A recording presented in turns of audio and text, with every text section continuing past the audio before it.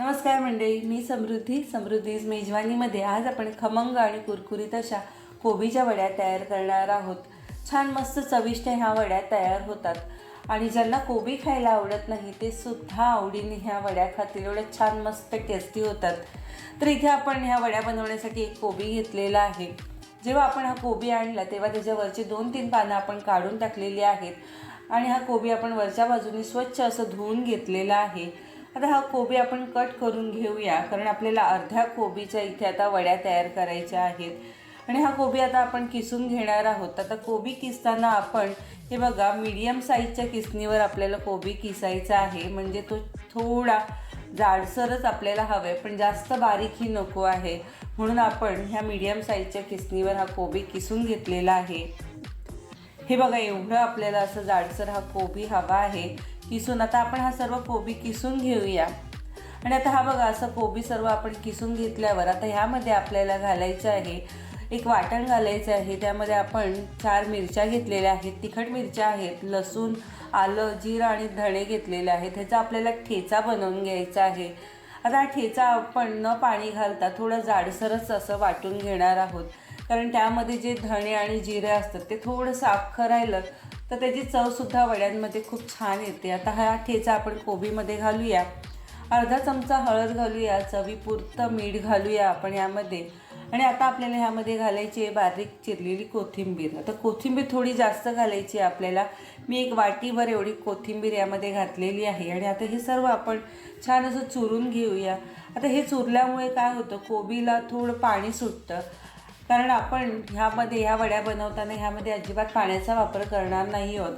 कोबीलाच खूप सारं पाणी सुटतं, त्यामध्येच आपल्या ह्या वड्या मस्त अशा होणार आहेत। हे बघा, कोबी चुरल्यानंतर तुम्ही पाहू शकता किती ह्याला पाणी सुटलेलं आहे। आणि आता आपल्याला ह्यामध्ये बेसन घालायचं आहे, तर मी सुरुवातीला 1 कप बेसन एवढं घातलेलं आहे आणि वड्या छान क्रिस्पी होण्यासाठी आपण ह्यामध्ये पाव कप एवढं तांदळाचं पीठ घातलेलं आहे। छान मस्त क्रिस्पी आणि हलक्या होतात ह्या वड्या। आता हे पीठ आपण ह्या कोबीमध्ये छान असं मिक्स करून घेऊया आणि आता हे मिश्रण आपण मिक्स करत असताना जर हे मिश्रण आपल्याला थोडंसं पातळ वाटलं तर आपण ह्यामध्ये थोडं बेसन अजून घालू शकतो। ह्यामध्ये मावेल एवढं आपल्याला बेसन घालायचं आहे, तर मला हे मिश्रण थोडंसं पातळ वाटते, तर मी ह्यामध्ये पुन्हा थोडं अर्धा कप एवढं बेसन घेतलेलं आहे। ह्या पिठामध्ये जेवढं मावेल कोबीमध्ये तेवढं आपल्याला बेसन ह्यामध्ये घालायचं आहे। आता आपल्या कोबीलाच एवढं पाणी सुटलेलं आहे की त्यामध्येच आपलं हे मिश्रण बघा परफेक्ट असं तयार झालेलं आहे। आपण जास्त घट्टही मिश्रण केलेलं नाही आहे, कारण आपण ह्या चाळणीवरती ह्या वड्या बनवणार आहोत, वाफवणार आहोत। तर इथे एक चाळण घेतलेली आहे, चाळणीला आपण तेल लावून घेऊया सगळीकडे, म्हणजे वड्या वाफवताना खाली तळाला चिटकणार नाही, छान अलगद कट होतील आणि वड्या छान डिमोल्ड होतील एकसारख्या। तर इथे तेल लावून घेतलेलं आहे आणि आता आपण ह्यावरती ह्या कोबीच्या वड्यांचं मिश्रण एकसारखं लावून घेणार आहोत। तर आता हे मिश्रण लावताना आपण हे थोडं जाडसरही लावायचं नाही आहे, मीडियम साईजमध्येच आपल्याला हे मिश्रण वाफवायला ठेवताना लावायचं आहे चाळणीमध्ये। तर एकसारखं आपण हे चांगलं असं तर सगळीकडे लावून घेऊया। जर आपण जाड अशा वड्या तयार केल्या तर त्या वड्या आतून कच्च्या राहू शकतात, म्हणून आपण थोड्या मीडियम साईजमध्ये आपल्याला क्रिस्पी अशा वड्या तयार करायच्या आहेत, म्हणून आपण मीडियम साईजमध्ये हे पीठ चाळणीमध्ये लावून घेतलेलं आहे। तर आता वरून आपण ह्यावरती तीळ लावून घेऊया, म्हणजे तीळ छान दिसायलाही छान दिसतात आणि चवीलासुद्धा वड्या खूप छान लागतात।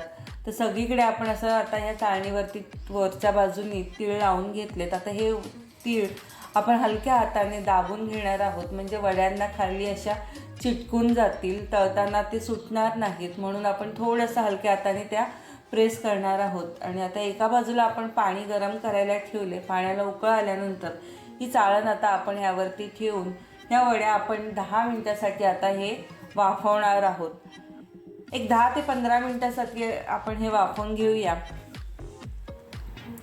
आणि हे बघा, इथे आता 15 मिनिटं झालेली आहेत आणि इथे तुम्ही पाहू शकता बघा, हे मस्त ह्याच्या कडासुद्धा सुटलेल्या आहेत आणि आपण हाताने चेक करूया, हाताला मिश्रण ओलं असं लागत नाही आहे, त्यामुळे ते छान मस्त शिजलेले आहेत। आता हे थंड करायला आपण ठेवूया आणि थंड झाल्यानंतर आता आपल्याला ह्याच्या वड्या कट करायच्या आहेत। तर आता आपण चौकोनी अशा ह्याच्या वड्या कट करून घेणार आहोत. मस्त मिश्रण छान असं शिजलेलं आहे आणि शिजल्यानंतर आपोआप त्याच्या कडासुद्धा मोकळ्या होतात. आता हे आपण वड्या काढून घेऊया. तुम्हाला मी वड्या ह्या काढून दाखवते. मस्त एकदम वाफवल्या गेल्यात छान अशा. आपण हे वड्या बनवताना ह्यामध्ये अजिबात सोडा घातलेला नाही आहे, तरीसुद्धा वड्या छान मस्त अशा हलक्या झालेल्या आहेत. हे बघा मस्त वड्या तयार झालेल्या आहेत. आता ह्या वड्या आपण तळण्यासाठी तेल गरम करायला साईडला ठेवलेलं आहे. तर आता आपण वड्या तळायला घेऊया. आता मध्यम आचेवर आपण हे तेल गरम करून घेतले आणि मध्यम आचेवरच आपल्याला ह्या वड्या तळायच्या आहेत. म्हणजे छान अशा आतून सुद्धा वड्या छान तळल्या जातील. छान मस्त अशा कोबीच्या वड्या क्रिस्पी आपल्या तयार होतील. म्हणून आपण ह्या वड्या मध्यम आचेवर तळणार आहोत. तर एका बाजूने तळून झाल्यानंतर आपण ते दुसऱ्या बाजूनही तशाच ह्या वड्या तळून घेणार आहोत. आता अगदी झटपट तयार होणाऱ्या ह्या वड्या आहेत. अगदी मस्त चविष्ट वड्या तयार होतात. आणि हे बघा 1-3-4 मिनिटामध्येच ह्या कोबीच्या वड्या आपल्या छान अशा तळून झालेल्या आहेत. हलकासा ब्राऊन रंग आलेला आहेत आणि या कोबीच्या वड्या आपल्या वरून आणि आतून सुद्धा छान अशा तळल्या गेलेल्या आहेत. आता ह्या आपण सगळ्यात काढून घेऊया आणि ह्याच पद्धतीने आता आपण दुसऱ्या वड्यासुद्धा तळून घेणार आहोत. आता ह्या वड्या बनवताना आपण ह्यामध्ये सोडा वापरलेला नाही आहे, त्यामुळे आपल्या ह्या वड्या अजिबात तेलकट होत नाहीत आणि मस्त खुसखुशीत अशा ह्या वड्या तयार होतात. गरम गरम ह्या कोबीच्या वड्या खायला मस्त लागतात. हिरव्या चटणीसोबत ह्या वड्या खायच्या खूपच छान लागतात. आणि हे बघा मस्त कुरकुरीत झालेल्या आहेत वड्या. तर तुम्हाला आजची आपली कोबीच्या वड्यांची रेसिपी आवडल्यास नक्की आपल्या व्हिडिओला जास्तीत जास्त लाईक करा, शेअर करा आणि आपल्या चॅनलवर नवीन असाल तर चॅनलला सबस्क्राईब करा.